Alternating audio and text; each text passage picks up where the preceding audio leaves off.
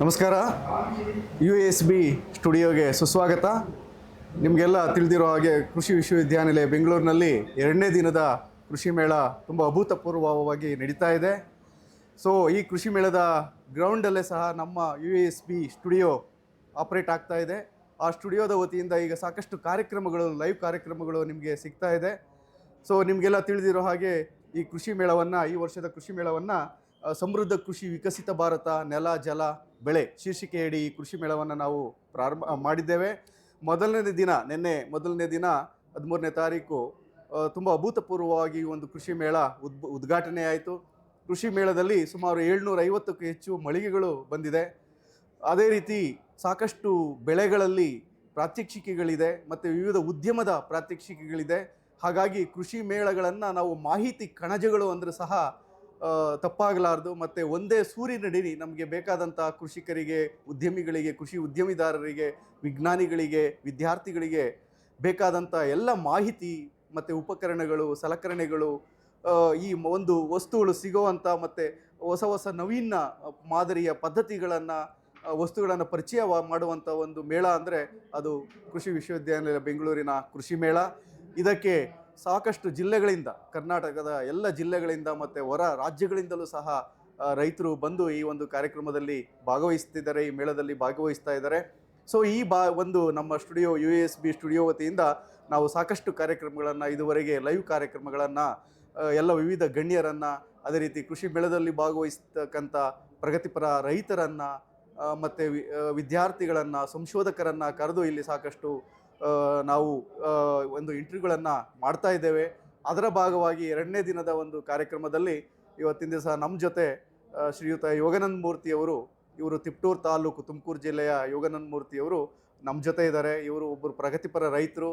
2023ನೇ ಇಸ್ವಿಯಲ್ಲಿ ಇವರು ಅತ್ಯುತ್ತಮ ಜಿಲ್ಲಾ ಮಟ್ಟದ ಪ್ರಗತಿಪರ ಕೃಷಿಕರು ಅಂತ ಹೇಳ್ಬಿಟ್ಟು ಇದೇ ನಮ್ಮ ಕೃಷಿ ಮೇಳದಲ್ಲಿ ಅವತ್ತಿನ ದಿವಸ ಅವರಿಗೆ ಸನ್ಮಾನವನ್ನು ಮಾಡಿದ್ದೀವಿ. ಅವರು ಸತತವಾಗಿ ಈ ನಮ್ಮ ಕೃಷಿ ಮೇಳಕ್ಕೆ ಬರ್ತಾ ಇದ್ದಾರೆ. ಇಲ್ಲಿ ಕಂಡಂಥ, ಕೇಳಿದಂಥ ಸಾಕಷ್ಟು ವಿಷಯಗಳನ್ನು ಅವರ ತೋಟದಲ್ಲಿ ಅದನ್ನು ಅಳವಡಿಸಿಕೊಂಡು ಅವರು ಸಹ ಸಾಕಷ್ಟು ಆವಿಷ್ಕಾರಗಳನ್ನು ಮಾಡ್ತಾ ಇದ್ದಾರೆ ಅವರ ತೋಟದಲ್ಲಿ. ಇವತ್ತಿನ ದಿವಸ ಅವರು ಉತ್ತಮ ಜೇನು ಕೃಷಿಕರಾಗಿದ್ದಾರೆ. ಅದೇ ರೀತಿ ಅಡಿಕೆ, ತೆಂಗು ಬೆಳೆಯಲ್ಲಿ ಸಹ ಅನೇಕ ಪದ್ಧತಿಗಳನ್ನು ಅಳವಡಿಸಿಕೊಂಡು ಹೆಚ್ಚಿನ ಇಳುವರಿಯನ್ನು ಪಡಿತಾ ಇದ್ದಾರೆ. ಸೊ ಅವ್ರನ್ನ ನಾವು ಇವತ್ತಿನ ದಿವಸ ಈ ನಮ್ಮ ಕೃಷಿ ಮೇಳ 2025ರ ಈ ಒಂದು ಕೃಷಿ ಮೇಳಕ್ಕೆ ಅವರು ಬಂದಿದ್ದಾರೆ. ಅವರಿಗೆ ಸುಸ್ವಾಗತವನ್ನು ಬಯಸ್ತೇನೆ. ನಮಸ್ಕಾರ ಸರ್. ಯೋಗಾನಂದ ಮೂರ್ತಿಯವರೇ, ನಿಮ್ಮ ಪರಿಚಯವನ್ನು ಸಂಕ್ಷಿಪ್ತವಾಗಿ ಮಾಡಿಕೊಳ್ಳಿ. ನಮಸ್ಕಾರ, ನನ್ನ ಹೆಸರು ಯೋಗಾನಂದ್ ಅಂತೇಳಿ, ತಡ್ಸೂರು, ತಿಪ್ಟೂರು ತಾಲೂಕು, ತುಮಕೂರು ಜಿಲ್ಲೆ. ನಾವು ಇದೊಂದು ಕೃಷಿ ಮೇಳಕ್ಕೆ ಸುಮಾರು ಈಗ ಒಂದು 10 ವರ್ಷದಿಂದ ಸತತವಾಗಿ ಬರ್ತಾ ಇದ್ದೀವಿ. ಇದರಲ್ಲಿ ಭಾಳಷ್ಟು ವರ್ಷಕ್ಕೂ ಅಷ್ಟೇ ಭಾಳ ಚೇಂಜಸನ್ನು ಕಾಣ್ತಾ ಇದ್ದೀವಿ. ನಾವು ಫಸ್ಟು ಬೆಳೀತಾ ಇದ್ದು ಬರೀ ತೆಂಗು ಮತ್ತು ಅಡಿಕೆ ಮಾತ್ರ ಬೆಳೀತಾ ಇದ್ವಿ. ನಾವು ಇಲ್ಲಿ ಬಂದು ನೋಡಿದ ಮೇಲೆ ಒಂದು ತೆಂಗಲ್ಲಿರ್ಬೋದು, ಕೃಷಿಯಲ್ಲಿರ್ಬೋದು ಭಾಳಷ್ಟು ವಿಷಯಗಳನ್ನು ನಾವು ಬೇರೆ ಬೇರೆ ರೀತಿಯ ಬೆಳೆಗಳನ್ನು ಅಳವಡಿಸ್ಕೊಬೋದು ಅಂತ ತಿಳ್ಕೊಂಡ್ವಿ. ಅದರಿಂದ ಕಂಟಿನ್ಯೂಸ್ ಆಗಿ ಬರ್ತಾ ಇದ್ದೀವಿ ಸರ್, ಇದನ್ನು ನೋಡ್ತಾ ಇದ್ದೀವಿ. ಓಕೆ. ಸೊ ನೀವು 2023ರಲ್ಲಿ ಈ ಒಂದು ಕೃಷಿ ಮೇಳದ ವತಿಯಿಂದ ನಿಮಗೆ ಅತ್ಯುತ್ತಮ ಜಿಲ್ಲಾ ಮಟ್ಟದ ಕೃಷಿಕ ಅಂತ ಹೇಳ್ಬಿಟ್ಟು ನಿಮಗೆ ಪ್ರಶಸ್ತಿ ಬಂತು. ಆ ಪ್ರಶಸ್ತಿ ಬಂದಿದ್ದ ಖುಷಿ ಏನು ನಿಮಗೆ? ಯಾಕೆ ಬಂತು? ನೀವೇನಾದರೂ ಸಾಧನೆ ಮಾಡಿದ್ರಾ? ಯಾರು ಇದನ್ನು ನಿಮ್ಮನ್ನು ಐಡೆಂಟಿಫೈ ಮಾಡಿದರು? ಸರ್, ನಾವು 2023ರಲ್ಲಿ ಜಿಲ್ಲಾ ಮಟ್ಟದ ಕೃಷಿಕ ಪ್ರಶಸ್ತಿ ಸಿಕ್ತು ನಮಗೆ. ಮುಂಚೆ ನಾವು ಹೇಳಿದ, ನಾವು ಸುಮಾರಿಗೆ ಒಂದು 15 ವರ್ಷದಿಂದ ಕೃಷಿ ಮಾಡ್ತಾ ಇದ್ವಿ. ಬರೀ ಅವಾಗ ಏನಪ್ಪ ಅಂದರೆ ತೆಂಗು ಮತ್ತು ಅಡಿಕೆಗೆ ಅಷ್ಟೇ ಸೀಮಿತವಾಗಿದ್ವಿ. ಅದರಲ್ಲಿ ಬೇರೆ ಇನ್ನೇನು ಬೆಳೀತಿರ್ಲಿಲ್ಲ. ನಾವು ಹೊರಗಡೆ ನಮ್ಮದು ತಿಪ್ಟೂರು ತಾಲೂಕಿನ ನಮ್ಮದಲ್ಲಿ ಕೃಷಿ ವಿಜ್ಞಾನ ಕೇಂದ್ರ ಕೊನೆಹಳ್ಳಿ ಅಂತ ಇತ್ತು. ಅಲ್ಲಿ ಹೋಗಿ ನಾವು ಒಂದು ತರಬೇತಿಗೆ ಭಾಗವಹಿಸಿದಾಗ ಅಲ್ಲಿ ಗೋವಿಂದೇಗೌಡ ಸರ್ ಅಂತೇಳಿ ಹೆಡ್ಡಿದ್ರು. ಅವರು ನಮಗೆ ಭಾಳಷ್ಟು ಮಾಹಿತಿಗಳನ್ನು ಒದಗಿಸ್ಕೊಟ್ರು. ಮತ್ತು ಬೇರೆ ಕಡೆ ಕರ್ಕೊಂಡು ಹೋಗಿ ಅಲ್ಲಿ ತೋಟಗಳು, ಹೊಸ ರೀತಿಯ ಕೃಷಿ ಪದ್ಧತಿಗಳನ್ನು ತೋರಿಸಿರು. ನಾವು ಅದೇ ರೀತಿ ಅಳವಡಿಸ್ಕೊಂತ ಕೃಷಿ ಅಂದರೆ ಬರೀ ಒಂದೇ ಬೆಳೆಗೆ ಸೀಮಿತವಾಗಿರದೆ ಅದರಲ್ಲಿ ಭಾಳಷ್ಟು ಬೆಳೆಗಳನ್ನು ಮಾಡ್ತಾ ಬಂದ್ವಿ. ಈಗ ತೆಂಗು ಮತ್ತು ಅಡಿಕೆ ಮಧ್ಯದಲ್ಲಿ ಬಾಳೆ ಇರ್ಬೋದು, ಏಲಕ್ಕಿ ಇರ್ಬೋದು, ಕಾಳುಮೆಣಸು, ಪಪ್ಪಾಯಿ, ನುಗ್ಗೆ, ಈ ರೀತಿ ಸುಮಾರು ಒಂದು 30ಕ್ಕೂ ಹೆಚ್ಚು ಥರದ ಹಣ್ಣಿನ ಗಿಡಗಳನ್ನು ನಾವು ಬೆಳೀತಾ ಬಂದ್ವಿ ಸರ್. ಮತ್ತು ಅದರ ಜೊತೆಗೆ ನಾವು JKVKಯಲ್ಲಿ ಒಂದು ಜೇನು ಕೃಷಿ ವಿಭಾಗ ಇತ್ತು. ಅಲ್ಲಿ ತರಬೇತಿಯನ್ನು ಪಡೆದು ಜೇನು ಕೃಷಿನ ಸ್ಟಾರ್ಟ್ ಮಾಡಿದ್ವಿ. ನಮ್ಮ ತಿಪ್ಟೂರು ತೋಟಗಾರಿಕೆ ಇಲಾಖೆಯಿಂದ ಒಂದು 2 ಜೇನು ಪೆಟ್ಟಿಗೆಯನ್ನು ತಗೊಂಡು ಮೊದಲು ಜೇನು ಕೃಷಿ ಸ್ಟಾರ್ಟ್ ಮಾಡಿದ್ವಿ. ಇವತ್ತು ಸುಮಾರು ಒಂದು 4 ವರ್ಷ ಆಗಿರ್ಬೋದು ನಾವು ಸ್ಟಾರ್ಟ್ ಮಾಡಿ. ಈಗ ಒಂದು 25 ಜೇನು ಪೆಟ್ಟಿಗೆ ಇಟ್ಕೊಂಡಿದ್ವಿ. ಮತ್ತು ಭಾಳಷ್ಟು ಜನಕ್ಕೆ ನಾವು ತರಬೇತಿಗಳನ್ನು ಕೊಡ್ತಾ ಇದ್ದೀವಿ. ಅದರಿಂದ ಕಾಲೋನಿಗಳನ್ನು ಭಾಗ ಮಾಡೋದಿರ್ಬೋದು, ಮತ್ತು ಅದು ಬಾಕ್ಸು ಹೊಸದಾಗಿ ನಾವು ಅದನ್ನು ಮಾರಾಟ ಮಾಡಿ ಹಣನ ಗಳಿಸ್ತಾ ಇದ್ದೀವಿ. ಮತ್ತು ಜೇನುತುಪ್ಪನ ಮಾರಾಟ ಮಾಡಿ ನಾವು ಹೆಚ್ಚು ಹಣನ ಪಡಿತಾ ಇದ್ದೀವಿ ಸರ್. ಅದು ಓಕೆ, ಒಟ್ಟಾರೆಯಾಗಿ ನಿಮ್ಮ ಒಂದು ಆ, ಜೀವನ ಶೈಲಿ ಬದಲಾವಣೆ ಆಗಿದೆ. ಅದೇ ರೀತಿ ಕೃಷಿಯಲ್ಲಿ ಅನೇಕ ಆವಿಷ್ಕಾರಗಳನ್ನು ನೀವು ಅಳವಡಿಸ್ಕೊಂಡಿದ್ದೀರಿ. ನಿಮಗೆ ಎಷ್ಟು ಹೊಲ ಇತ್ತು, ಹೊಲದಲ್ಲಿ ಮೊದಲು ಏನೆಲ್ಲ ಬೆಳೀತಾ ಇದ್ರಿ, ಮತ್ತು ಈ ಥರ ನೀವು ಈ ಕೃಷಿ ವಿಜ್ಞಾನ ಕೇಂದ್ರಗಳು ಮತ್ತು ಕೃಷಿ ವಿಶ್ವವಿದ್ಯಾನಿಲಯದ ಸಂಪರ್ಕಕ್ಕೆ ಬಂದ ಮೇಲೆ ಏನೆಲ್ಲ ಬದಲಾವಣೆಗಳು ನಿಮ್ಮಲ್ಲಿ ಆಯಿತು? ಸರ್, ನೀವು ಅದು 8 ಎಕರೆನಲ್ಲಿ ತೆಂಗು ಇತ್ತು, 2 ಎಕರೆ ಅಡಿಕೆ ಇತ್ತು, ಮತ್ತು 2 ಎಕರೆಯಲ್ಲಿ ಕೃಷಿ ಭೂಮಿ ಇತ್ತು.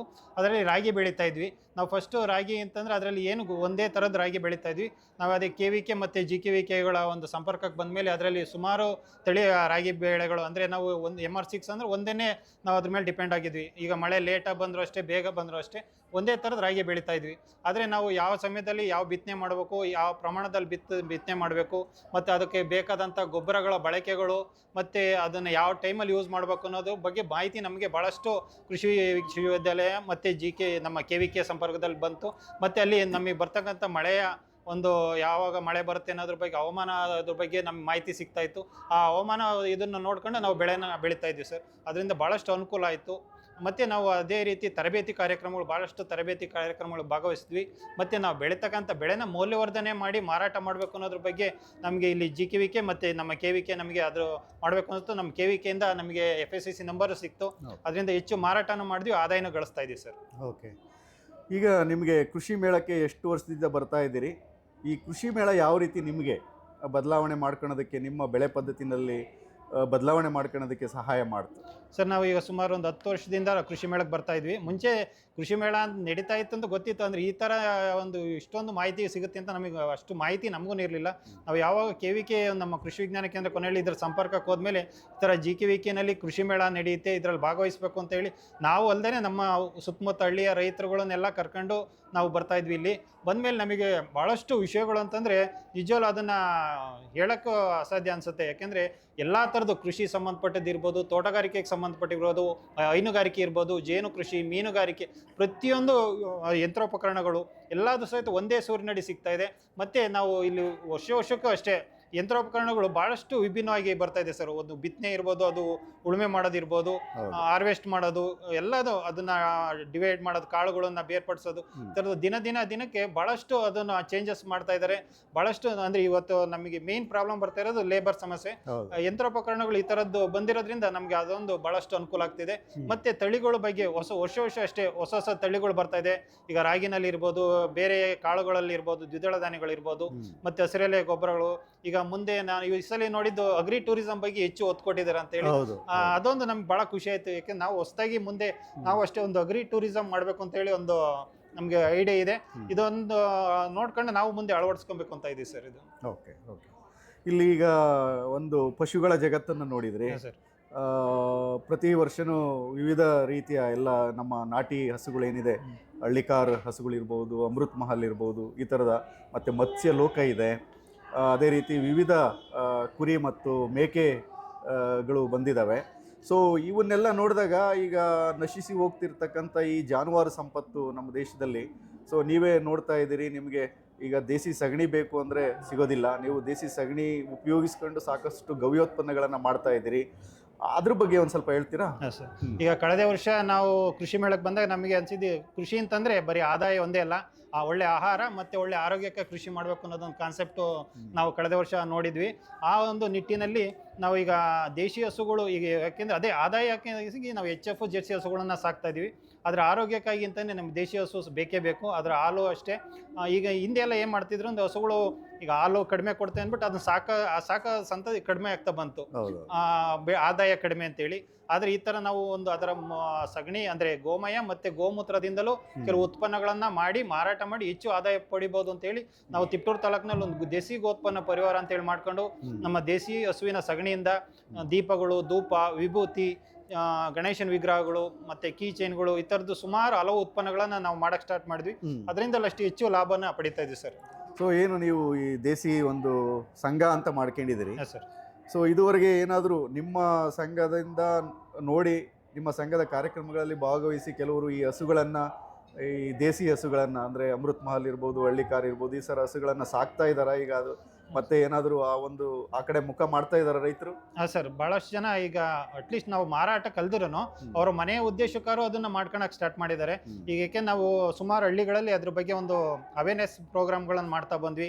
ಪ್ರತಿ ತಿಂಗಳು ಒಂದೊಂದು ಹಳ್ಳಿನಲ್ಲಿ ಇದ್ರ ಬಗ್ಗೆ ಒಂದು ದೇಸಿ ಹಸುವಿನ ಸಗಣಿಯಿಂದ ಇಷ್ಟೆಲ್ಲ ಉತ್ಪನ್ನಗಳನ್ನು ಮಾಡಿ ಈಗ ನಾವು ಮನೆಯಲ್ಲಿ ದಿನ ಉಪಯೋಗಿಸ್ತಕ್ಕಂಥ ಅಗರಬತ್ತಿ ಬದಲಿಗೆ ನಾವು ದೇಸಿ ಸಗಣಿಯಿಂದ ಧೂಪಗಳಿರ್ಬೋದು, ಮತ್ತೆ ನಾವು ಈಗೇನು ಕೆಮಿಕಲ್ ಅಂದ್ರೆ ಟೂತ್ ಪೇಸ್ಟ್ ಅನ್ನು ಉಪಯೋಗಿಸ್ತೀವಿ, ಅದ್ರ ಬದಲಿಗೆ ಟೂತ್ ಪೌಡರ್ನ ಸಹಿತ ನಾವು ಸಗಣಿಯಿಂದ ತಯಾರು ಮಾಡ್ತಾ ಇದೀವಿ. ಅದ್ರ ಬಗ್ಗೆ ಮಾಹಿತಿ ಕೊಡ್ತಾ ಬಂದ್ವಿ. ಯಾಕಂದ್ರೆ ಇಂದಿನ ಮಕ್ಕಳಿಗೆ ಅದ್ರ ಬಗ್ಗೆ ಒಂದ್ ಸ್ವಲ್ಪ ಮಾಹಿತಿ ಕೊಟ್ರೆ ಮುಂದಿನ ದಿನಗಳಲ್ಲಿ ಅವರ ಆರೋಗ್ಯ ದೃಷ್ಟಿಯಿಂದ ಬಹಳ ಒಳ್ಳೇದಾಗುತ್ತೆ ಅನ್ನೋದೊಂದು ಒಂದು ಕಾನ್ಸೆಪ್ಟ್ ಇಟ್ಕೊಂಡು ನಾವು ಹಳ್ಳಿನಲ್ಲಿ ಈ ತರದ ಒಂದು ಪ್ರೋಗ್ರಾಮ್ ಮಾಡ್ತಾ ಬಂದ್ವಿ.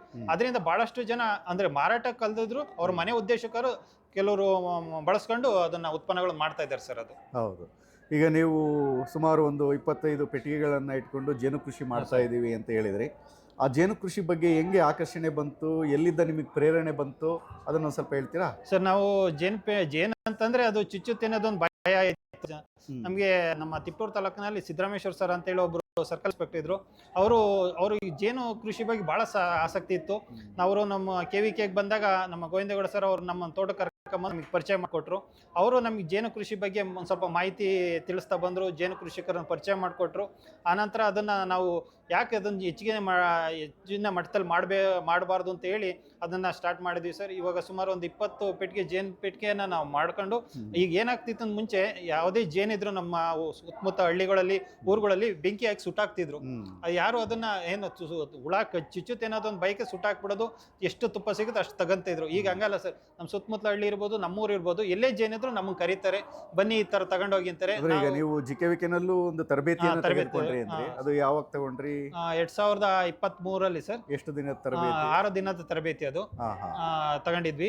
ಅಂದ್ರೆ ಅದರಲ್ಲಿ ನಮ್ಗೆ ಜೇನು ಪೆಟ್ಟಿಗೆನೂ ಕೊಟ್ಟಿದ್ರು ಉಚಿತವಾಗಿ. 6 ದಿನ ತರಬೇತಿ ಬಹಳಷ್ಟು ಮಾಹಿತಿಯನ್ನ ಪಡ್ಕೊಂಡಿದ್ವಿ.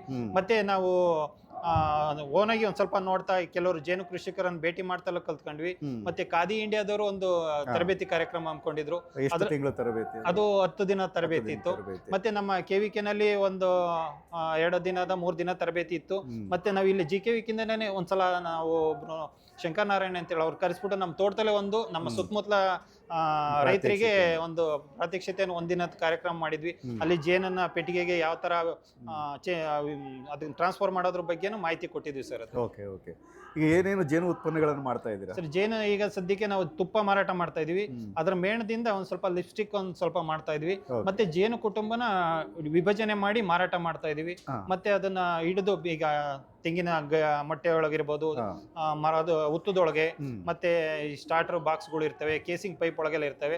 ಬಹಳಷ್ಟು ಈಗ ಹೆಚ್ಚಿಗೆ ದಿನ ಈಗ ಮಳೆಗಾಲದಲ್ಲಿ ಯಾರು ಆ ಸ್ಟಾರ್ಟರ್ ಬಾಕ್ಸ್ಗಳು ಓಪನ್ ಮಾಡಕ್ ಹೋಗಲ್ಲ, ಅದ್ರೊಳಗೆಲ್ಲ ಗೂಡು ಕಟ್ಟಿರುತ್ತಲ್ಲ, ಅದನ್ನ ನಾವು ಹೇಳ್ತಾರೆ. ಈಗ ಸುಮಾರು ಈ ವಾರದಲ್ಲಿ ಒಂದು 4 ಬಾಕ್ಸ್ ಶಿಫ್ಟ್ ಮಾಡಿದೀವಿ ಸರ್. ಬಹಳ ಚೆನ್ನಾಗಿ ಬಂದಿದೆ. ಇನ್ನೊಂದೇನಪ್ಪ ಖುಷಿ ಅಂತಂದ್ರೆ, ಇನ್ನು ನಮ್ಮ ಜೊತೆಗೆ ಇನ್ನೊಂದು 3 ಜನ ಖಾಲಿ ಪೆಟ್ಟಿಗೆ ತಂದು ನಮ್ಗೂ ಈ ತರದೊಂದು ಉಳನ ಬಾಕ್ಸ್ಗೆ ಹಾಕೊಡಿ ಅಂತ ಹೇಳಿ ಈಗ ಅವರು ಡೈಲಿ ನಮ್ ಜೊತೆ ಬರ್ತಾ ಇದಾರೆ. ನಾವು ಕಲಿತೀವಿ ಇದನ್ನ ಜೇನು. ಈಗ ನಿಮ್ ಜೇನು ತೆಂಗಿನ ತೋಟದಲ್ಲಿ ಈಗ 25 ಬಾಕ್ಸ್ ಯಾವಾಗ್ಲೂ ಇರುತ್ತೆ, ಪೆಟ್ಟಿಗೆ ಇರುತ್ತೆ. ಸೊ ನೀವು ಆಲ್ರೆಡಿ ಇದು 2-3 ವರ್ಷದಿಂದಲೂ ಮಾಡ್ತಾ ಇದ್ದೀರಾ ಅಲ್ವಾ? 4 ವರ್ಷ. ಸೊ ಏನಾದರೂ ಈ ತೆಂಗಿನ ಇಳುವರಿ ಮೇಲೆ ಇದು ಪರಿಣಾಮ ಬೀರಿದ್ಯಾ? ಸರ್ ಬೀರಿದೆ ಸರ್, ಅದು ಖಂಡಿತ. ಈಗ ನಾವು ಕಳೆದ ವರ್ಷ ನಮ್ಗೆ CP ಸೇರಯ್ಯನವ್ರು ಬಂದಿದ್ರು, ಕಾಸರಗೋಡ್ನವರು, ಮತ್ತೆ CDB ಅವರು ಬಂದಿದ್ರು. ಸುಮಾರು ಅಲ್ಲಿ ನಮ್ಮ ತಿಪ್ಟೂರು ಭಾಗದಲ್ಲಿ ಸುಮಾರು ತೋಟಗಳಿಗೆ ವೀಕ್ಷಣೆ ಮಾಡಕ್ಕೆ ಅಂತ ಬಂದಿದ್ರು. ಅಲ್ಲಿ ಸುಮಾರು ತೋಟಗಳೆಲ್ಲ ಬಹಳಷ್ಟು ವೀಕ್ ಇದೆ ಅಂತ ಅಂದ್ರು. ಅಲ್ಲಿ ನಮ್ಮ ತೋಟಕ್ಕೆ ಬಂದ ಬಹಳ ಖುಷಿ ಪಟ್ರು. ಅಂದ್ರೆ ತೆಂಗಿನಲ್ಲಿ ಎಲ್ಲಾರ ತೋಟದಲ್ಲೂ ಇಳುವರಿ ಕಡಿಮೆ ಇದೆ, ನಿಮ್ಮ ತೋಟದಲ್ಲಿ ಏನೋ ಒಂಥರ ಚೇಂಜಸ್ ಇದೆ ಅಂತ ಹೇಳಿ ಬಹಳಷ್ಟು ಖುಷಿ ಪಟ್ರು ಸರ್. ಅದ್ರ ಬಗ್ಗೆ ಅವ್ರು ಕೇಳಿದಾಗ ನನಗೆ ಅನ್ಸಿದ್ದು ಮೇನ್ ಜೇನು ಕೃಷಿ ಬಗ್ಗೆ ಒಂದಿರ್ಬೋದು, ಮತ್ತೆ ಅದ್ರೊಳಗಡೆ ಅರಣ್ಯ ಕೃಷಿ ಮಾಡಿದೀವಿ. ತೆಂಗು ತೋಟದೊಳಗೆ ಅರಣ್ಯ ಕೃಷಿನೂ ನಮ್ಗೆ ಬಹಳಷ್ಟು ಹೆಲ್ಪ್ ಆಗಿದೆ ಅಂತ. ಮತ್ತೆ ಬದುಗಳು ಮಾಡಿದೀವಿ, ಮತ್ತೆ ಡ್ರಿಪ್ ಇರಿಗೇಷನ್ ಮಾಡಿದೀವಿ. ಮಳೆಗಾಲದಲ್ಲೇ ಆದಷ್ಟು ನೀರನ್ನ ಇಂಗಿಸ್ತೀವಿ ಭೂಮಿಗೆ.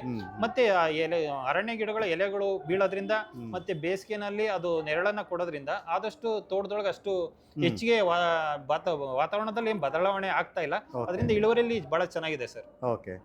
ಈಗ ಪ್ರತಿ ವರ್ಷ ಇಲ್ಲಿ ನಮ್ಮಲ್ಲೂ ಸಹ ಮಧುವನ ಅಂತ ಹೇಳ್ಬಿಟ್ಟು ಜೇನು ಕೃಷಿ ಬಗ್ಗೆ ಒಂದು ಸಪರೇಟ್ ವಿಭಾಗದಲ್ಲೇ ಪೆಟ್ಟಿಗೆಗಳನ್ನು, ವಿವಿಧ ಜೇನು ಸಾಕಾಣಿಕೆ ಪದ್ಧತಿಗಳನ್ನು ಇಲ್ಲಿ ಎಲ್ಲ ಡೆಮಾನ್ಸ್ಟ್ರೇಷನ್ ಮಾಡಿರ್ತಾರೆ. ಅದು ಸಹ ನಿಮ್ಗೆ ಏನಾದರೂ ಒಂದು ಪರಿಣಾಮ ಬೀರ್ತಾ ಪ್ರತಿ ವರ್ಷ ನೀವು? ಸರ್, ನಾವು ಮುಂದಿನ ದಿನಗಳಲ್ಲಿ ಮಧುವನ ಒಂದು ಮಾಡ್ಬೇಕು ಅಂತ ಇದೆ.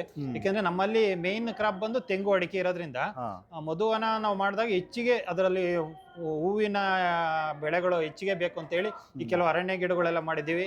ಈಗ ಹೊಂಗೆಗಳು ಇರ್ಬೋದು, ಮತ್ತೆ ಹುಣಸೆ, ಮಾವು, ಈ ಥರದ್ದು ಹಲವು ಥರದ ಹೂವಿನ ಗಿಡಗಳನ್ನು ಬೆಳೆಸ್ತಾ ಇದ್ದೀವಿ. ಈಗ ನಾವು ಅಷ್ಟೇ ಈಗ ಕೆಲವು ಹಲಸು ಮಾಡಿದ್ದೀವಿ, ಮಾವನ್ನು ಮಾಡಿದ್ದೀವಿ. ಇನ್ನು ಈ ಥರ ಬಹಳಷ್ಟು ಹಲವಾರು ಹಣ್ಣಿನ ಗಿಡಗಳನ್ನ ನಾವು ಬೆಳೆಸ್ತಾ ಇದ್ದೀವಿ ಸರ್ ಅದರೊಳಗೆ. Okay okay. ಸೊ ಒಟ್ಟಾರೆಯಾಗಿ ಈ ಕೃಷಿ ಮೇಳಗಳು ಏನು ನಡೀತಾ ಇದೆ, ನಮ್ಮ ಬೆಂಗಳೂರಿನ ಕೃಷಿ ಮೇಳ, ಈ ಕೃಷಿ ಮೇಳ ನೀವು ಆಲ್ರೆಡಿ ಒಂದು 7-8 ಸರಿ ಪ್ರತಿ ವರ್ಷ ಬರ್ತಾ ಇದ್ದೀನಿ, ಅನೇಕ ರೈತರುಗಳ ಜೊತೆ ಬರ್ತಾ ಇದ್ದೀವಿ ಅಂತ ಅಂದರೆ, ಒಟ್ಟಾರೆಯಾಗಿ ರೈತ ಸಮುದಾಯದಲ್ಲಿ ನಮ್ಮ ಕೃಷಿ ಮೇಳಗಳ ಬಗ್ಗೆ ಯಾವ ರೀತಿಯ ಒಂದು ಅಭಿಪ್ರಾಯ ಇದೆ ಸರ್? ಈಗ ನಾವು ಎಲ್ಲದನ್ನು ಒಂದೇ ಕಡೆ ಸಿಗಲ್ಲ. ನಮ್ಮ ತಾಲೂಕು ಮಟ್ಟದಲ್ಲಿ, ಜಿಲ್ಲಾ ಮಟ್ಟದಲ್ಲಿ ಹೋದಾಗ ಒಬ್ಬೊಬ್ರು ರೈತರದ್ದು ಒಂದೊಂದು ಥರದ್ದು ಬೇರೆ ಬೇರೆ ಬೆಳೆಗಳ ವೈವಿಧ್ಯತೆ ಇರುತ್ತೆ. ಆ ಜಿಲ್ಲೆಗಳಲ್ಲೂ ಬೇರೆ ಬೇರೆ ವೈವಿಧ್ಯತೆ ಇರುತ್ತೆ, ಒಂದೊಂದು ತಾಲೂಕಿಗೂ ಚೇಂಜ್ ಆಗ್ತಾ ಹೋಗ್ತಾ ಇರುತ್ತೆ. ಆದರೆ ಇಲ್ಲಿ ನಾವು ಕೃಷಿ ಮೇಳಕ್ಕೆ ಬಂದಾಗ ಎಲ್ಲಾದು ಒಂದೇ ಕಡೆ ಸಿಗುತ್ತೆ. ಬೆಳೆಗಳಿರ್ಬೋದು, ಹೈನುಗಾರಿಕೆಯಲ್ಲಿ ಇರ್ಬೋದು, ತೋಟಗಾರಿಕೆ ಬೆಳೆಗಳು ಇರ್ಬೋದು, ಹಣ್ಣಿನ ಗಿಡಗಳು, ಇಲ್ಲಿ ಮಾರಾಟ ಮತ್ತು ಮಳಿಗೆಗಳು ಇರ್ತವೆ, ಮತ್ತೆ ನೋಡಕ್ಕೂ ಇರುತ್ತೆ, ಮಾರಾಟಕ್ಕೂ ಇರುತ್ತೆ. ಅವನ್ನೆಲ್ಲ ಕಲೆಕ್ಟ್ ಮಾಡ್ಕೊಬಹುದು, ಒಂದೇ ಕಡೆ ಸಿಗುತ್ತೆ. ಕೆಲವು ಬೆಳೆದಿದ್ದ ಮೌಲ್ಯವರ್ಧನೆ ಮಾಡಿರೋದು ಬಹಳಷ್ಟು ಉತ್ಪನ್ನಗಳಿದೆ. ಈಗ ನಾವೇನು ಹೊರಗಡೆ ಹೋಗಿ ಬೇಕರಿಗಳಲ್ಲಿ ಎಲ್ಲ ಏನ್ ತಿಂತೀವಲ್ಲ, ಅದನ್ನ ನಾವು ಆ ತರದ್ದು ಯಾವುದೇ ರೀತಿ ರಾಸಾಯನಿಕಗಳನ್ನ ಬಳಸದೆ ನಾವೇ ಮನೆಯಲ್ಲಿ ನಾವು ಮಾಡ್ಕೊಬಹುದು ಅನ್ನೋದ್ರ ಬಗ್ಗೆ ತರಬೇತಿ ಕಾರ್ಯಕ್ರಮಗಳು ಇಲ್ಲಿ ಸಿಗುತ್ತೆ. ಈಗಾಗಲೇ ನೀವು ನಮ್ಮ ಕೃಷಿ ಮೇಳ ಮಳಿಗೆಗಳಲ್ಲಿ ನೋಡಿದ್ರಿ, ಬೇಕರಿನಲ್ಲಿ ಅಲ್ಲಿ ಸಹ ಮಿಲೆಟ್ಸ್ ಉಪಯೋಗಿಸಿ ಮಾಡುವಂತ ಸಾಕಷ್ಟು ಉತ್ಪನ್ನಗಳನ್ನ ಅವರು ತೋರಿಸಿದ್ರು. ಅದೇ ರೀತಿ ನಮ್ಮ ಪೌಷ್ಟಿಕ ಆಹಾರ ವಿಭಾಗ ಇದೆ, ಸೊ ಅಲ್ಲೂ ಸಹ ಸಾಕಷ್ಟು ಮೌಲ್ಯವರ್ಧಿತ ಉತ್ಪನ್ನಗಳನ್ನ ಮಾಡಿಟ್ಟಿದ್ದಾರೆ. ಸೊ ಇದು ನಿಮಗೆ ಯಾವ ರೀತಿಯ, ನಿಮ್ಮ ಮನೆಯಲ್ಲಿ ನಿಮ್ಮ ಈ ಒಂದು ನೀವು ಬೆಳೆದಂತ ಉತ್ಪನ್ನಗಳನ್ನ ಮೌಲ್ಯವರ್ಧನೆ ಮಾಡೋದಕ್ಕೆ ಯಾವ ರೀತಿ ಪ್ರೇರಣೆ ನೀಡುತ್ತೆ ಸರ್? ನಮ್ದು ಕಾನ್ಸೆಪ್ಟ್ ಇರೋದು, ಈಗ ಕಳೆದ ವರ್ಷ ಕೃಷಿ ಮೇಳದ ಒಂದು ಇದೈತಲ್ಲ, ಆರೋಗ್ಯಕ್ಕಾಗಿ ಒಳ್ಳೆ ಆಹಾರಕ್ಕಾಗಿ ಕೃಷಿ ಮಾಡ್ಬೇಕು ಅನ್ನೋದೊಂದು ಕಾನ್ಸೆಪ್ಟ್ ಇಟ್ಕೊಂಡು ನಾವು ಮಾಡ್ತಾ ಇದ್ದೀವಿ ಸರ್. ಈಗ ಮನೆಯಲ್ಲಿ ಅಷ್ಟೇ ನಾವು ಒಂದು CFT ಒಂದು ಟ್ರೈನಿಂಗ್ ಹೋದಾಗ ಅವ್ರು ಹೇಳಿದ್ರು, ನಾವು ಎಷ್ಟು ರಾಸಾಯನಿಕ ಕೆಮಿಕಲ್ನ ನಾವು ಇಂಡೈರೆಕ್ಟ್ ಆಗಿ ತಿಂತಾ ಇದೀವಿ ಅಂತ. ಅಂದ್ರೆ ಆಹಾರ ಉತ್ಪನ್ನಗಳು ಕೆಡದಂಗೆ ಅದಕ್ಕಾಗ್ತಕ್ಕಂಥ ಪ್ರಿಸರ್ವೇಟಿವ್ಸ್ ಇರ್ಬೋದು, ಮತ್ತೆ ಅದಕ್ಕಾಗ್ತಕ್ಕಂಥ ಕೆಲವು ಇಂಗ್ರೀಡಿಯೆಂಟ್ಸ್ ಎಲ್ಲ ಇರ್ತವೆ, ಎಸೆನ್ಸ್ಗಳು ಇರುತ್ತೆ. ಅವು ಅಂದ್ರೆ ಹೆಚ್ಚಿಗೆ ದಿನ ಇಡ್ತಾ ಹೋಗ್ತೀವಿ, ಆದ್ರೆ ಅದನ್ನ ನಾವು ಅಂದ್ರೆ ಕೆಮಿಕಲ್ ರಾಸಾಯನಿಕ ಬಳಸಿ ಅದ್ ಮಾಡಿರೋದ್ರಿಂದ ಅದು ತಿಂದಷ್ಟು ಆರೋಗ್ಯಕ್ಕೆ ಹಾನಿ ಆಗುತ್ತೆ. ಅವು ಏನು ಆಗ್ತಂಗೆ ನಾವು ಹೆಚ್ಚಿಗೆ ದಿನ ಇಡೋದು ಬೇಡ. ಅಟ್ಲೀಸ್ಟ್ ನಾವು ನಮ್ಮ ಆರೋಗ್ಯಕ್ಕಾಗಿ ನಮ್ಮ ಇರ್ಬೋದು, ನಾವು ಮಾರಾಟ ಮಾಡ್ಕೊಂತ ನಾವು ಅದನ್ನ ಮಾರಾಟ ಆಗ್ಲಿಲ್ಲ, ನಾವು ಸ್ವಂತ ಬಳಸಕಾರು ನಾವು ಮಾಡ್ಕೊಂತ ಇದೀವಿ. ಬೇಕು ಅಂದಾಗ ಹೆಚ್ಚಿಗೆ ಮಾಡ್ಕೊಡ್ತೀವಿ. ಯಾರು ಆರ್ಡರ್ ಕೊಟ್ಟಾಗ ಉತ್ಪನ್ನಗಳನ್ನ ನಾವು ಯಾವುದೇ ರೀತಿ ಎಸೆನ್ಸ್ಗಳಾಗಲಿ ಆಗ್ತಂಗೆ ಮಾಡ್ಕೊಡ್ಬೋದು ಅಂತ ಜನಗಳು ತಿಳಿಸ್ತಾ ಇವಿ. ಅಂದ್ರೆ ನೀವು ಈ ತರದ ಒಂದು ಮೇಳದಲ್ಲಿ ಬಂದಾಗ ಮಾಹಿತಿಗಳು ಸಿಗುತ್ತೆ ನಿಮ್ಗೆ. ಕೆಲವೊಂದು ಹಣ ಪಡೆದು ಟ್ರೈನಿಂಗ್ ಕೊಡ್ತಾರೆ, ಕೆಲವೊಂದು ಉಚಿತವಾಗಿ ಸಿಗುತ್ತೆ. ಅದು ನಾವು ಯಾವ ರೀತಿ ಹೆಚ್ಚಿಗೆ ಮಾಡ್ತೇವೆ ಅಂತ ಹೋದಾಗ ಕೊಟ್ಟು ತಗೋಬೇಕಾಗುತ್ತೆ. ಇಲ್ಲ ನಾವು ಕಡಿಮೆ ನಮ್ಮ ಕೆವಿಕೆಗಳು ಇರುತ್ತೆ, ಅಲ್ಲಿ ಪಡೆದು ಮಾಡ್ಕೊಂಡು ಹೋಗ್ಬೋದು ಸರ್. ಇದು ಅಂದ್ರೆ ಬಹಳಷ್ಟು ಅನುಕೂಲ ಇದೆ ಸರ್ ಇದ್ರಲ್ಲಿ ಅಂತ. ಕೃಷಿ ರೈತರಿಗಾಗಿ ರೈತರಿಗೋಸ್ಕರ ಕೃಷಿ ಮೇಳ ಅಂತ. ಸೊ ಈ ವರ್ಷ ನೆಲ, ಜಲ, ಸಮೃದ್ಧ ಕೃಷಿ, ವಿಕಸಿತ ಭಾರತ, ನೆಲ, ಜಲ ಮತ್ತು ಬೆಳೆ.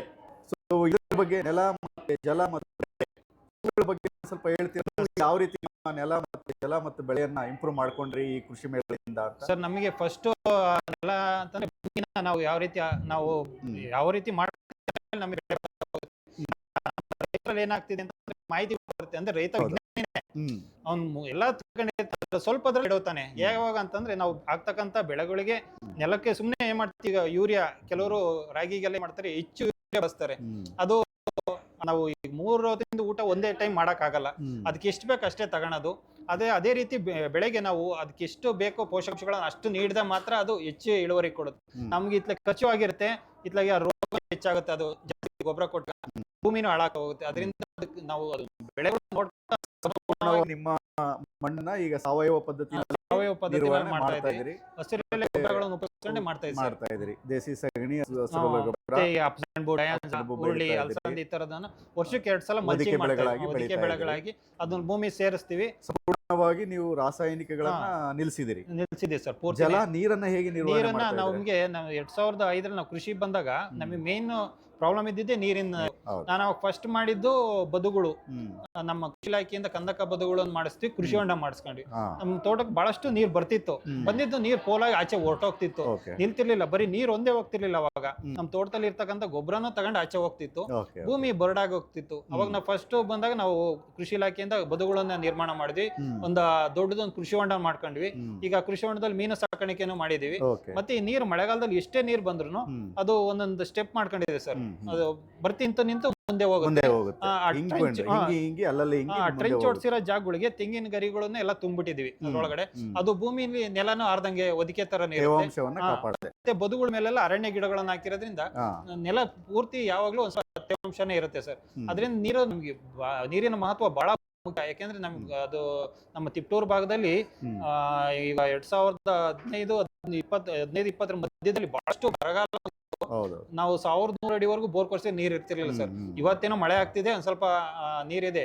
ಆದ್ರೆ ನಮ್ಗೆ ಅದು ನೀರಿನ ಮಹತ್ವ ಏನು ಅಂತ ಅವಾಗ ತಿಳ್ಕೊಂಡ್ಬಿಟ್ಟಿದ್ವಿ. ಅದರಿಂದ ನೀರಿನಿಗೆ ಬಹಳಷ್ಟು ಒತ್ತು ಕೊಡ್ಬೇಕು. ನಿಮ್ಮ ಎಂಟೈರ್ ಏನು ಬೆಳೆಗಳಿಗೆ ಈಗ ಇನ್ಲೈನ್ ಡ್ರಿಪ್ ಅನ್ನ ಮಾಡಿಸ್ಕೊಂಡಿದ್ದಾರೆ. Inline dripper. ಸೊ ನೀರು ಯಾವುದೇ ಕಾರಣಕ್ಕೂ ಪೋಲ್ ಆಗ್ತಾ ಇಲ್ಲ, ಮತ್ತೆ ಮಿತವಾಗಿ ಬಳಕೆ ಆಗ್ತಾ ಇದೆ. ಮರಗಳಿಗೆ ಮಾಡಿದ್ವಿ, ಒದಿಕೆ ಮಾಡಿಬಿಟ್ಟಿದ್ವಿ ಸರ್. ತೆಂಗಿನ ಗರಿಗಳು ಹಾ ಡ್ರಿಪ್ ನೀರ್ ಬೀಳುತ್ತೆ, ಮತ್ತೆ ಅದು ಬೇಗ ಎವಾಪರೇಟ್ ಆಗಲ್ಲ. evaporation ಆಗಲ್ಲ, ತೆಂಗಿನ ತೇವಾಂಶ ಯಾವಾಗ್ಲೂ ಕೊಬ್ಬರಿ maintain ಮಟ್ಟೆ ಇರುತ್ತೆ ನಮ್ಮಲ್ಲಿ. ಹಾ. ಮತ್ತೆ ತೆಂಗಿನ ಗರಿಗಳು ಎಲ್ಲಾನು ಭೂಮಿಗೆ ಮರದ ಸುತ್ತ ಒದಿಕೆ ಮಾಡಿದ್ವಿ. Okay okay. ಮತ್ತೆ ಪೆಪ್ಪರ್ ಕಾಳು ಅಂದ್ರೆ ಮೆಣಸನ್ನ ತೆಂಗಿನಿಂದ ಏನು ಉಪ ಉತ್ಪನ್ನ ಬರುತ್ತೆ ಸರ್. ಅದನ್ನೆಲ್ಲ ನೀವು ಈ ನೀರು ನಿರ್ವಹಣೆಗೆ ಉಪಯೋಗಿಸ್ತಾ ಇದ್ದೀರಿ. ನಿಜವಲ್ಲ ಸರ್. ಒದಿಕೆ- ಒಂದು ಮರದಲ್ಲಿ ಒದಿಕೆಗೆ ನಮಗೆ ಒಂದು ವರ್ಷಕ್ಕೆ 100 kg ವರೆಗೂ ಸಿಗ್ತಿದೆ ಸರ್. ಹಾ ಆ ತೆಂಗಿನ ಗರಿ ಇರ್ಬೋದು, ತೆಂಗಿನ ಕೊಬ್ಬರಿ ಮಟ್ಟೆ ಇರ್ಬೋದು, ಮತ್ತೆ ಅದು ಕುರಂಬಳೆ ಅಂತ ಕರಿತೀವಿ, ಅದು ತೆಂಗಿನ ಗರಿ, ಅದೆಲ್ಲದು ಅಷ್ಟೇ. ವರ್ಷಕ್ಕೆ ಒಂದು ಮರದಲ್ಲಿ 80-100 kg ಬರುತ್ತೆ. ಅದನ್ನೇ ಭೂಮಿ ಸುತ್ತ ನಾವು ಮರದ ಸುತ್ತ ಒದಿಕೆ ಮಾಡಿಬಿಟ್ರೆ ನಮ್ಗೆ ಬೇರೆ ಗೊಬ್ಬರದ ಅವಶ್ಯಕತೆನೂ ಇರಲ್ಲ, ಮತ್ತೆ ನೆಲ ಆರಲ್ಲ. ಬೇಸಿಗೆನಲ್ಲಿ ನೀರಿನ ಒಂದು ಇದು ಕಡಿಮೆ ಆಗುತ್ತೆ ಸರ್ ಬಳಕೆ. ಅದೇ ರೀತಿ ಅದು ನೀವು ಸತತವಾಗಿ ಉಪಯೋಗಿಸೋದ್ರಿಂದ ಸರ್ ಈ ಕಳೆಗಳು ಬೆಳೆಯೋದು ಸಹ ಕಡಿಮೆ ಕಳೆಗಳ ನಿರ್ವಹಣೆನೂ ಕಡಿಮೆ ಆಗುತ್ತೆ ಸರ್. ಮತ್ತೆ ನಾವು ಮರದ ಸುತ್ತ ಈಗ ಪೆಪ್ಪರ್, ತೆಂಗಿನ ಮರಕ್ಕೆ ಪೆಪ್ಪರ್ ಹಬ್ಸಿದೀವಿ. ಅದನ್ನು ಅಷ್ಟೇ, ಅದಕ್ಕೆ ಯಾವುದೇ ರೀತಿ ಡ್ಯಾಮೇಜಸ್ ಆಗಲ್ಲ. ಗರಿಗಳ ಸುತ್ತ ನಾವು ಇದನ್ನ CPCRA ಕಾಸರಗೋಡಲ್ಲಿ ನೋಡ್ಕೊಂಡ್ ಬಂದಿದ್ದು ಸರ್. ಅದು ಅಲ್ಲಿ ಆ ತರದ್ದು ಒಂದು ಮಾಡಿದ್ರು, ಮತ್ತೆ ಮಧ್ಯದಲ್ಲಿ ಅಂತರ ಬೆಳೆಯಾಗಿ ಬೇರೆ ಬೇರೆ ಹಣ್ಣಿನ ಗಿಡಗಳು ಮಾಡಿದ್ರು.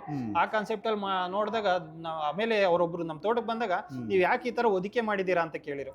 ನಾವ್ ಈ ತರ ನೆಲ ಅಂದ್ರೆ ಆರ್ದಂಗ್ ಇರ್ಲಿ ಅಂತ ಹೇಳಿದೆ. ಅವರು ಹೇಳಿರು ಬಿಸ್ಲಿಗೆ ಬರ್ತಕ್ಕಂಥ ಅಲ್ಟ್ರಾವಯೋಲೆಟ್ ರೇಡಿಯಸ್ ಸಹಿತ ಅದು ಪ್ರಿವೆಂಟ್ ಮಾಡುತ್ತೆ, ಅದು ಒಂದು ನಿಮಗೆ ಬಹಳ ಅನುಕೂಲ ಇದೆ ಅಂತ ಹೇಳಿರಿ ಸರ್. ಅದು ಓಕೆ. ಅಂದ್ರೆ ವ್ಯವಸ್ಥಿತವಾಗಿ ನೀರು ನಿರ್ವಹಣೆ ಮಾಡ್ತಾ ಇದ್ರಿ. ಮತ್ತೆ ಬೆಳೆ ಹೇಳಿದ್ರಿ ನೀವಾಗ್ಲೇ. ಮೊದಲು ನಾನು ಈ ಸಂಪರ್ಕ ಕೃಷಿ ಮೇಳ ಮತ್ತೆ KVK ಸಂಪರ್ಕ ಬರೋದಕ್ಕಿಂತ ಮುಂಚೆ ಏಕ ಬೆಳೆ ಪದ್ಧತಿ ಅಂದ್ರೆ ಮಾನೋಕ್ರಾಪಿಂಗ್ ಮಾಡ್ತಾ ಇದ್ದೆ, ಬರೀ ತೆಂಗು ಮತ್ತೆ ಅಡಿಕೆ ಬೆಳೀತಾ ಇದ್ದೆ ಅಂತ. ಈಗ ನೀವು ಸಂಪರ್ಕಕ್ಕೆ ಬಂದ್ರಿ, ಸಾಕಷ್ಟು ತಿಳ್ಕೊಂಡ್ರಿ. ಈಗ ಏನ್ ಮಾಡ್ತಾ ಇದ್ದೀರಾ? ಯಾವ ರೀತಿ ನೀವು ಚೇಂಜಸ್ ಮಾಡ್ಕೊಂಡಿದ್ದೀರಿ? ತೆಂಗು ಮತ್ತೆ ಅಡಿಕೆ ಈಗ ಸಪರೇಟ್ ಮಾಡ್ಬಿಟ್ವಿ. ತೆಂಗೊಳಗಡೆ ನಾವು ಬೇರೆ ಅಡಿಕೆ ಮಾಡಬಾರ್ದು ಅಂತ ಡಿಸೈಡ್ ಮಾಡಿ ತೆಂಗಿನ ಅಂದ್ರೆ ಬದುಗಳು ಏನ್ ಇರ್ತಿದ್ವು, ಬದುಗಳ ಮೇಲೆಲ್ಲ ಹಣ್ಣಿ ಗಿಡಗಳು ಅಂದ್ರೆ ಮಾವು, ಹಲ್ಸು, ಬೆಟ್ಟದ ನೆಲ್ಲಿ ಎಲ್ಲ ಮಾಡ್ಕೊಂಡ್ವಿ.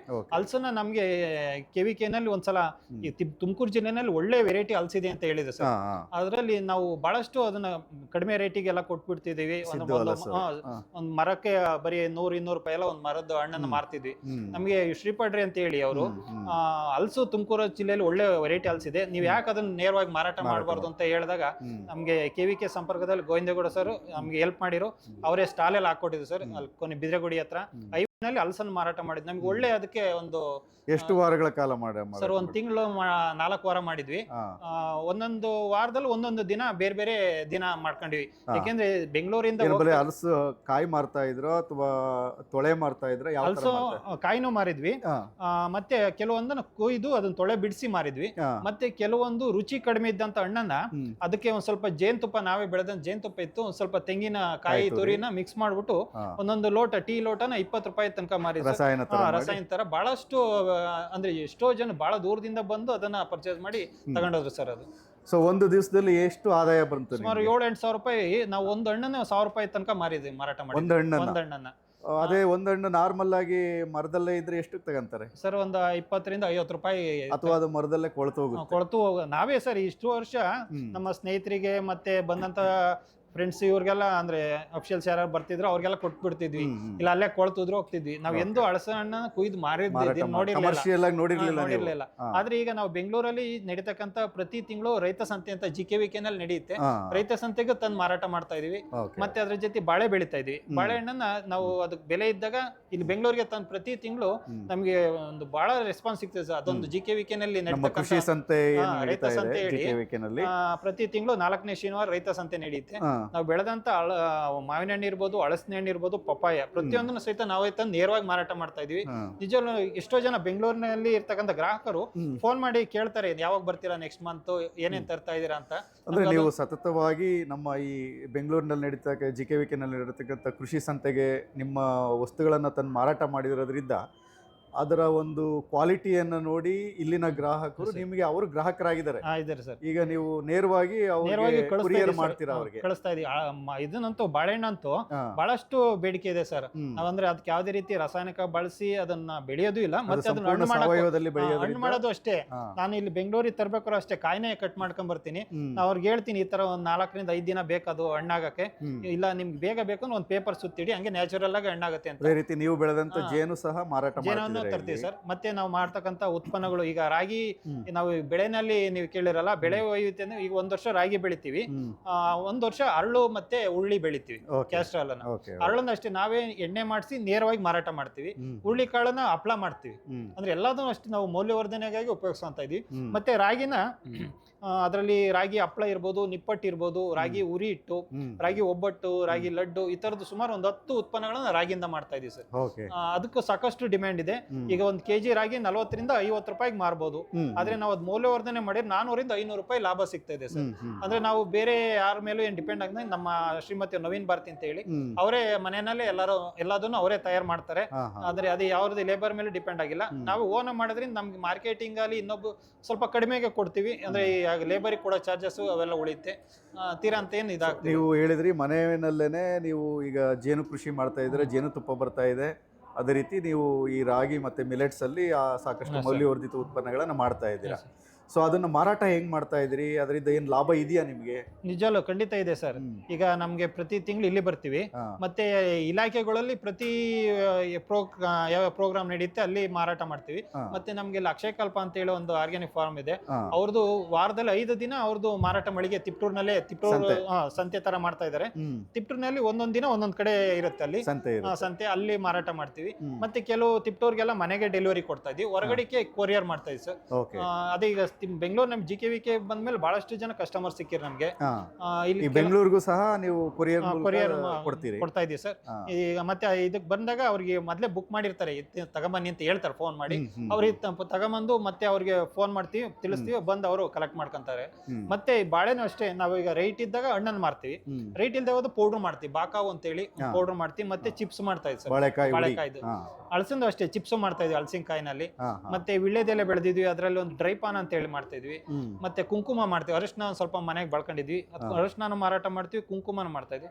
ಹಪ್ಳಗಳು ಇರ್ಬೋದು, ಹುರುಳಿ ಹಪ್ಳ, ಅಕ್ಕಿ ಹಪ್ಳ, ರಾಗಿ ಹಪ್ಳ, ಈ ತರದ ಹಪ್ಳಗಳೆಲ್ಲ ಮಾಡ್ತಾ ಇದೀವಿ. ಮತ್ತೆ ಗೋ ಉತ್ಪನ್ನಗಳಲ್ಲಿ ಹೇಳಿದೆ ನಿಮ್ಗೆ, ದೀಪ, ಧೂಪ, ವಿಭೂತಿ, ಟೂತ್ ಪೌಡ್ರು, ಕೀ ಚೈನ್ಗಳು, ಇದೆಲ್ಲ ಮಾಡ್ತೇವೆ. ಜೇನುನು ಅಷ್ಟೇ, ಈಗ ಜೇನಿನಲ್ಲಿ ತುಪ್ಪ ಮತ್ತೆ ಜೇನು ಹುಳಗಳು. ಮತ್ತೆ ನಾವು ಈಗ ಕಾಂಟ್ಯಾಕ್ಟ್ ನಂಬರ್ ಲಾಸ್ಟ್ಗೆ ಹೇಳ್ತೀನಿ ಸರ್. ನಮ್ ಜೇನಿನ ಬಗ್ಗೆ ಏನೇ ಮಾಹಿತಿ ಬೇಕಂದ್ರು ನಾನು ಉಚಿತವಾಗಿ ಹೇಳ್ಕೊಡಕ್ ತಯಾರಿದೆ. ಮತ್ತೆ ಗೋ ಉತ್ಪನ್ನಗಳ ಬಗ್ಗೆನೂ ಅಷ್ಟೇ, ನಿಮ್ಗೆ ಏನಾರ ಮಾಹಿತಿ ಬೇಕು, ಅದು ನೀವು ಮಾಡ್ತೀವಿ ಅನ್ನೋದಾದ್ರು ಹೇಳ್ಕೊಡಕ್, ನಾವು ಏನೇ ಕಲ್ತಿದೀವಿ ಅದನ್ನ ಬೇರೆಯವ್ರಿಗೆ ತಿಳಿಸ್ಕೊಡ್ತೀವಿ ಸರ್. ಅದು ನೀವೀಗ ಹೇಳಿದ್ರಿ ಸಾಕಷ್ಟು ಉತ್ಪನ್ನಗಳಲ್ಲಿ ನೀವು ಮೌಲ್ಯವರ್ಧನೆಯನ್ನ ಮಾಡ್ತಾ ಇದ್ದೀರಿ, ಅದು ಮಾರುಕಟ್ಟೆನೂ ಇದೆ, ಮತ್ತೆ ನಿಮಗೆ ಸಾಕಷ್ಟು ಜನ ಬೆಂಗಳೂರು ಗ್ರಾಹಕರು ಇದ್ದಾರೆ ಅಂತ ಹೇಳಿದ್ರಿ. ಸೊ ನಿಮ್ಮ ಇಬ್ಬರೇ, ನೀವು ಗಂಡ ಹೆಂಡತಿ ಇಬ್ರು ಸೇರ್ಕೊಂಡು ಇಷ್ಟೆಲ್ಲ ಮಾಡ್ತಾ ಇದ್ದೀರಿ. ಅದೇ ರೀತಿ ನಿಮ್ಗೆ ಹೊಲನೂ ಒಂದು 15 ಎಕರೆ ಇದೆ ಅಂತ ಹೇಳಿದ್ರೆ, ಅಡಿಕೆ, ತೆಂಗು, ಮತ್ತೆ ತೆಂಗಿನಲ್ಲಿ ಸಾಕಷ್ಟು ಅಂತರ ಬೆಳೆಗಳನ್ನ ಮಾಡಿದಿರಿ, ಏಲಕ್ಕಿ ಹಾಕಿದಿರಿ, ಕಾಳುಮೆಣಸ ಹಾಕಿದಿರಿ, ಮತ್ತೆ ಬೇರೆ ಬೇರೆ ಹಣ್ಣಿನ ಗಿಡಗಳನ್ನ ಹಾಕಿದ್ರಿ, ಬಾಳೆ ಹಾಕ್ತಾ ಇದ್ದೀರಿ, ಈಗ ಗುಂಪು ಬಾಳೆ ಬೆಳೀತಾ ಇದ್ದೀರಿ. ಸೊ ಈ ತರ ಸಾಕಷ್ಟು ಮಾಡ್ತಾ ಇದ್ದೀರಲ್ಲ. ಸೊ ಒಂದು ಕುಟುಂಬ, ಸಣ್ಣ ಕುಟುಂಬ ನಿಮ್ದು, ನೀವು ನಿಮ್ಮ ಶ್ರೀಮತಿಯವರು ಇಷ್ಟೆಲ್ಲ ಮಾಡೋದಕ್ಕೆ ಹೆಂಗೆ ಆಗ್ತಾ ಇದೆ ಸರ್? ಅದೇ ಒಂದು ಪ್ಲಾನಿಂಗ್ ಅಂತ ಇರ್ಬೇಕು ಸರ್ ಕೃಷಿನಲ್ಲಿ. ಈಗ ನಾವು ತೋಟಕ್ಕೆ ಹೋದಾಗ ಅಲ್ಲಿ ಹೋಗಿ ಯೋಚನೆ ಮಾಡಬಾರ್ದು, ನಾಳೆ ಏನ್ ಮಾಡ್ಬೇಕು ಅಂತ. ನಾವು ಮುಂಚೆ ಒಂದಿನ ಹಿಂದಿನ ದಿನನೇ ನಾವು ನಾಳೆ ಏನ್ ಮಾಡ್ಬೇಕು ಅನ್ನೋದ್ರ ಬಗ್ಗೆ ಒಂದ್ ಸ್ವಲ್ಪ ಕ್ಲೀನ್ ಪ್ಲಾನಿಂಗ್ ಮಾಡ್ಕೊಂಡ್ರೆ ಅದೇನ್ ನಮ್ಗೇನ್ ಕಷ್ಟ ಅಂತ ಅನ್ಸಲ್ಲ. ಒಂದ್ ಸಿಸ್ಟಮೆಟಿಕ್ ಆಗಿ ಒಂದ್ ಮಾಡ್ಕೊಂಡು ಹೋಗ್ತಾ ಇದೀವಿ. ಮತ್ತೆ ನಾವು ಇನ್ನೊಬ್ರ ಮೇಲೆ ಡಿಪೆಂಡ್ ಆದಾಗ ನಮಗೆ ಬಹಳಷ್ಟು ತೊಂದರೆ ಆಗುತ್ತೆ ಸರ್. ಅವಾಗ ಅವ್ನು ಬರೋವರೆಗೂ ವೆಯ್ಟ್ ಮಾಡ್ಬೇಕು, ಅವ್ನು ಸಿಗ್ಲಿಲ್ಲ ಅಂತ ಅವ್ನು ಕೇಳೋಷ್ಟು ದುಡ್ಡು ಕೊಡ್ಬೇಕು, ಮತ್ತೆ ಅದು ಕ್ಲೀನ್ ಆಗಿ ಅದು ಕೆಲಸ ಆಗಲ್ಲ. ನಾವೇ ಅದ್ ಮಾಡ್ತಾ ಒಂದ್ ದಿನ ಲೇಟ್ ಆಗ್ಬೋದು. ನಾವೊಂದು 100% ಆಗಲಿ 70% ಆದ್ರೂ ನಾಳೆ ಅದನ್ನ ರೀಚ್ ಮಾಡ್ಬೇಕು ಅಂತ ಅನ್ಕೊಂಡಿರ್ತೀವಿ. ಅದರಿಂದ ನಮ್ಗೇನು ಅಂತ ಕಷ್ಟ ಅಂತ ಏನ್ ಅನ್ನಿಸ್ತಾ ಇಲ್ಲ. ಅದ್ ನಿರ್ವಹಣೆನೂ ಅಷ್ಟೇ, ನಾವು ಈಗ ಏನ್ ಎಲ್ಲಾ ಜಮೀನು ಅಷ್ಟೇ, ಅದನ್ನ ರಾತ್ರಿ ಸಂಜೆ ಟೈಮ್ನಲ್ಲಿ ಕೂತ್ಕೊಂಡಾಗ ಏನ್ ಪ್ರಾಡಕ್ಟ್ ಬಗ್ಗೆ ಮಾಡ್ತಾ ಹೋಗ್ತೀವಿ. ಆಗ್ಲೋ ತೋಟದ ಕೆಲಸಗಳು ಅವ್ರ ಮನೆಯ ಕೆಲಸಗಳೆಲ್ಲ ಮಾಡ್ಕೊಂತಾರೆ. ಸಂಜೆ ಕೂತ್ಕೊಂಡಾಗ ಈ ಪ್ಯಾಕಿಂಗ್ ಇರ್ಬೋದು, ದೀಪಗಳು ಮಾಡೋದು ಇರ್ಬೋದು, ಈ ತರದ್ದು ಪ್ರಾಡಕ್ಟ್ ಇದ್ರ ಬಗ್ಗೆ ಎಲ್ಲ ಮಾಡ್ತಾ ಹೋಗ್ತಾ ಇದೀವಿ ಸರ್. ಸೊ ಒಟ್ಟಾರೆಯಾಗಿ ಈಗ ನೀವು ಹಿಂದೆ ಮಾಡ್ತಿದ್ದಂಥ ಕೃಷಿ ಮತ್ತು ಈಗ ಬದಲಾವಣೆ ಒಂದು ಆದಂಥ ಕೃಷಿ ಪದ್ಧತಿನಲ್ಲಿ ನಿಮಗೆ ಆರ್ಥಿಕವಾಗಿ ಏನಾದರೂ ವ್ಯತ್ಯಾಸ ಕಾಣ್ತಾ ಇದೆಯಾ ಸರ್? ನಿಜವೂ ನಮ್ಗೆ ಆರ್ಥಿಕವಾಗಿನದ್ಕಿಂತ ಒಂಥರ ಖುಷಿ ಭಾಳ ಇದೆ ಸರ್. ಖುಷಿ ಇದೆ. ಯಾಕೆಂದ್ರೆ ನಾವು ಮುಂಚೆ ತೋಟಕ್ಕೆ ಹೋದ್ರೆ ಅಲ್ಲಿ ತೆಂಗಿನ ಗಿಡ, ಅಡಿಕೆ ಗಿಡ ಎರಡನ್ನು ಮಾತ್ರ ನೋಡ್ತಾ ಇದ್ವಿ. ಅಲ್ಲಿ ನೇನು ಬೇರೆ, ಅಲ್ಲಿ ಹೋಗ್ತಿದ್ವಿ, ನೀರ್ ಬಿಡ್ತಿದ್ವಿ, ಮಾಮೂಲಿ ಕಾಯಿ 2 ತಿಂಗಳು ಒಂದ್ಸಲ ಕಾಯಿ ಕೀಳ್ತಿದ್ವಿ, ಏನಂತ ಏನು ಚೇಂಜಸ್ ಕಾಣ್ತಿರ್ಲಿಲ್ಲ. ಆದ್ರೆ ಇವಾಗ ನಾವು ತೋಟಕ್ಕೆ ಹೋದ್ರೆ ಎಲ್ಲಾ ತರದ್ದು, ಒಂದು ಸಿಬಿ ಇರ್ಬೋದು, ಮಾವು ಇರೋದು, ಸಪೋಟ, ದಾಳಿಂಬೆ, ಬಟರ್ ಫ್ರೂಟ್, ಎಲ್ಲಾ ತರದ್ದು ಸುಮಾರು 30-40 ವೆರೈಟಿ ಹಣ್ಣಿನ ಗಿಡಗಳು, ಜೇನು ಪೆಟ್ಟಿಗೆಗಳು ಎಲ್ಲ ಇರೋದ್ರಿಂದ ನಾವು ಒಂದೊಂದು ಗಿಡದಲ್ಲೂ ಅದೇ ಪ್ರಕೃತಿ ಅಂದ್ರೆ ಗಿಡದ ಜೊತೆ ಮಾತಾಡೋದು ಅಂತಾರಲ್ಲ, ನಿಜವಲ್ಲ ಹಂಗೆ ಇದು ಹೂವಾಗೈತೆ, ಇದು ಹಣ್ಣಾಗೈತೆ, ಇದು ಕಾಯಿ ಆಗೈತೆ, ಅದ್ ನೋಡ್ತಾ ಹೋದ್ರೆ ನಿಜವಲ್ಲ ಅದು ಖುಷಿನೇ ಒಂಥರ, ನಮ್ಗೆ ದಿನ ಕಳೆಯೋದೇ ಗೊತ್ತಾಗಲ್ಲ ಸರ್. ಅದು ಖುಷಿ ಜೊತೆಗೆ ಈಗ ನೀವು ಸತತವಾಗಿ ಬೇರೆ ಬೇರೆ ಸಂಘ ಸಂಸ್ಥೆಗಳ ಜೊತೆ, ಸರ್ಕಾರದ ಜೊತೆ ಸಂಪರ್ಕದಲ್ಲಿ ಬಂದು ನಿಮ್ಮ ಒಂದು ಸಾಮಾಜಿಕ ಸ್ಟೇಟಸ್ ಅಲ್ಲಿ ಏನಾದರೂ ಬದಲಾವಣೆ ಆಯ್ತಾ? ಖಂಡಿತ ಸರ್.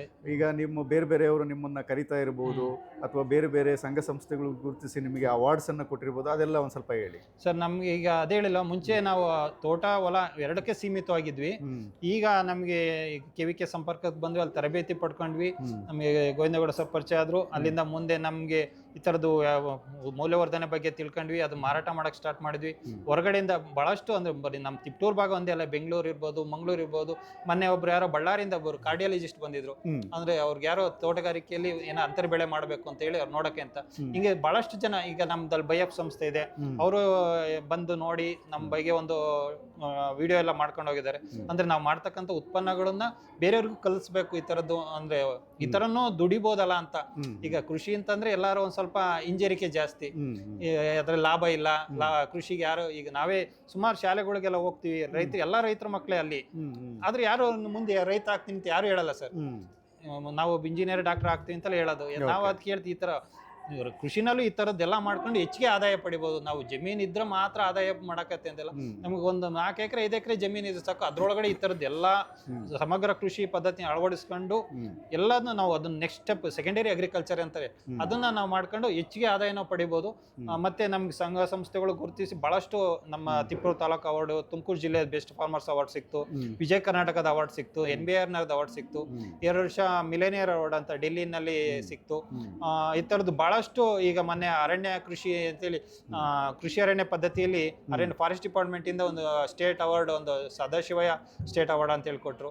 ಹಿಂಗೆ ಬಹಳಷ್ಟು ಪ್ರಶಸ್ತಿಗಳು ಸಿಕ್ಕಿದೆ ಸರ್ ನಿಮಗೆ. ಓಕೆ, ಅಂದ್ರೆ ನೀವು ಈ ಏನು ಈ ಕೃಷಿ ಬದ್ನಲ್ಲಿ ವೈಜ್ಞಾನಿಕ ಪದ್ಧತಿಗಳನ್ನ ತಿಳಿಯೋದಕ್ಕೆ, ಮತ್ತೆ ಕೃಷಿ ವಿಜ್ಞಾನ ಕೇಂದ್ರಗಳು, ಕೃಷಿ ವಿಶ್ವವಿದ್ಯಾನಿಲಯಗಳು, ಮತ್ತೆ ವಿವಿಧ ಏನು ಅಭಿವೃದ್ಧಿ ಇಲಾಖೆಗಳ ಜೊತೆ ನೀವು ಸಂಪರ್ಕ ಒಡನಾಟ ಇಟ್ಕೊಂಡಿರೋದ್ರಿಂದ ಇಷ್ಟೆಲ್ಲ ನಿಮಗೆ ಸಾಮಾಜಿಕವಾಗಿ ನಿಮ್ಮನ್ನು ಜನ ಗುರುತಿಸೋಕ್ಕೆ ಪ್ರಾರಂಭ ಮಾಡಿದರು. ನೀವು ಬೇರೆ ಕಡೆ ಹೋಗಿ ಸಂಪನ್ಮೂಲ ವ್ಯಕ್ತಿಯಾಗಿ ಕೃಷಿ ಬಗ್ಗೆ ಪಾಠ ಪ್ರವಚನಗಳನ್ನು ಮಾಡೋದಕ್ಕೆ ಪ್ರಾರಂಭ ಮಾಡಿದ್ರಿ. ಅದೇ ರೀತಿ ನಿಮ್ಮ ಒಂದು ಏನು ಆರ್ಥಿಕ ಪರಿಸ್ಥಿತಿಯೂ ಸಹ ಜಾಸ್ತಿ ಆಗ್ತಾ ಬಂದಿದೆ ಅಲ್ವಾ, ಒಟ್ಟಾರೆಯಾಗಿ ಸರ್. ಸೊ ಈಗ ನಾವು ಬರ್ತಕ್ಕಂಥ ಇನ್ಕಮ್ ಎಷ್ಟಿದೋ ಅಷ್ಟೇ ಇನ್ಕಮ್ ನಾವು ಈ ಮೌಲ್ಯವರ್ಧನೆಯಿಂದ ಬರ್ತಾ ಇದೆ ಸರ್. ನೋಡಿ, ಮೊದಲು ಡಬಲ್ ಆಯ್ತು. ನಿಮ್ಗೆ ಬರೀ ಅಡಿಕೆ ತೆಂಗು ಮಾರಾಟ ಮಾಡೋದ್ರಿಂದ ಎಷ್ಟು ಬರ್ತಿತ್ತು, ಈಗ ಮೌಲ್ಯವರ್ಧನೆ ಮಾಡೋದ್ರಿಂದ ಈಗ ನಾವು ಜೇನು ಸಾಕಾಣಿಕೆಯಿಂದ ಹೆಚ್ಚಿಗೆ ಲಾಭ ಬರ್ತಿದೆ, ಮತ್ತೆ ಇಳುವರಿನೂ ಹೆಚ್ಚಿಗೆ ಆಯ್ತು ಪಾಲಿನೇಷನ್ ಮಾಡೋದ್ರಿಂದ. ಮತ್ತೆ ನಾವು ಜೇನುತುಪ್ಪ ಮಾರಾಟ ಮಾಡೋದು, ಮತ್ತೆ ಜೇನು ಪೆಟ್ಟಿಗೆ ಮಾರಾಟ ಮಾಡಿದ್ ನಮ್ಗೆ ಲಾಭ ಬರ್ತದೆ. ಈಗ ನಿಮ್ಗೆ ಅಡಿಕೆ ಮತ್ತೆ ತೆಂಗು ಎರಡು ಒಂದೇ ಕಡೆ ಇರೋದ್ರಿಂದ, ಈ ಜೇನು ಪೆಟ್ಟಿಗೆ ಇಟ್ಟಿರೋದ್ರಿಂದ ಹೇಳ್ಬೋದಾ ಎಷ್ಟು ಶೇಕಡ ನಿಮಗೆ ಇಳುವರಿ ಅಥವಾ ಹಣ ಜಾಸ್ತಿ ಬರ್ತಾ ಇದೆ ಈಗ ಅಂತ? ಸರ್, ಈಗ ಬೇರೆ ಹಿಂದಿಂದ ಏನು ನಾವು ಕಂಪೇರ್ ಮಾಡಿಲ್ಲ. ಕಳೆದ ವರ್ಷಕ್ಕೆ ಹೋಲಿಸ್ಕೊಂಡ್ರೆ ಈಗ ಬೇರೆಯವರೆಲ್ಲ ಈಗ ಬಂದು CPCR ಏನಾರೇ ಬಂದಿದ್ರು, ಮತ್ತೆ CDB ಅವ್ರು ಬಂದಾಗ ಬೇರೆಯವಕ್ಕೆ ಹೋಲಿಸ್ಕೊಂಡಾಗ ನಿಮ್ಮ ತೋಟದಲ್ಲಿ ಒಂದು 10 to 20% ಕಡಿಮೆ ಆಗಿರೋದು. ಬೇರೆ ಎಲ್ಲ 50% ಬಿಲೋ ಈಲ್ಡ್ ಇತ್ತು, ಹಾ ಹಾ ನಿಮ್ದು 10-20% ಕಡಿಮೆ ಆಗಿರ್ಬೋದು ಅಂತ ಅವರೇ ಒಂದು ಮೆಜರ್ಮೆಂಟ್ ಅಲ್ಲಿ ಹೇಳಿದ್ರು ಸರ್. ಓಕೆ ನಮ್ಗೇನಂತ ಅಂದ್ರೆ ನಮ್ಗೆ ಮುಂಚೆ ಎಷ್ಟು ನಮ್ ಕಾಯಿ ತುಂಬ್ತಿದ್ದು ಗೋಡನು ಇವತ್ತು ಅಷ್ಟೇ ಗೋಡನಲ್ಲಿ ಕಾಯಿ ಇದೆ. ಹಾ. ಏನಂತ ಏನ್ ಕಡಿಮೆ ಅಂತ ಏನ್ ಅನ್ಸಿಲ್ಲ ಸರ್. ಹಾ ಇಳುವರಿಲಿ ನಮ್ಗೆ ಆದಾಯ ಮಾಮೂಲಿ ಆದಾಯನೇ ಇದೆ, ಅದು ಜೇನಿಂದಲೇ ಆಗಿರ್ಬೋದು ಅನ್ನೋ ನನ್ನೊಂದು ಕಾನ್ಸೆಪ್ಟ್ ಇದೆ ಸರ್. ಓಕೆ, ಅಂದ್ರೆ ಬೇರೆ ತೋಟಗಳು ಅಂದ್ರೆ ನಮ್ಮ- ನಿಮಗೆ ಹಾ, ಇಳುವರಿ ಕಡಿಮೆ ಆದಾಗ ಬಟ್ ನಿಮ್ ತೋಟದಲ್ಲಿ ಈ ಪೆಟ್ಟಿಗೆ ಇಟ್ಟಿರೋದ್ರಿಂದ ಜೇನು ಪೆಟ್ಟಿಗೆ ಇರೋದ್ರಿಂದ ಅದಕ್ಕೆ ಒಂದು ಸಣ್ಣ ಎಕ್ಸಾಂಪಲ್ ಏನ ಸರ್, ಒಂದು ನಿಂಬೆ ಗಿಡ ಹಾಕಿದ್ವಿ ಹಾ. ಸುಮಾರಲ್ಲಿ ಒಂದು 10 ವರ್ಷದ ನಿಂಬೆ ಗಿಡ, ಅದು ಫ್ಲವರ್ ಆಗೋದು ಬಿದ್ದು ಹೋಗ್ತಿತ್ತು. ಹ್ಮ್. ನಾವ್ ಅಲ್ಲಿ ಒಂದು ಪೆಟ್ಟಿಗೆ ಇಟ್ಟಿವಿ ಅದ್ರ ಪಕ್ಕಕ್ಕೆ, ಹಾ. ಲಾಸ್ಟ್ ಈಗ 2 ವರ್ಷದಲ್ಲಿ ಇಟ್ಟಿದ್ವಿ. ಹಾ.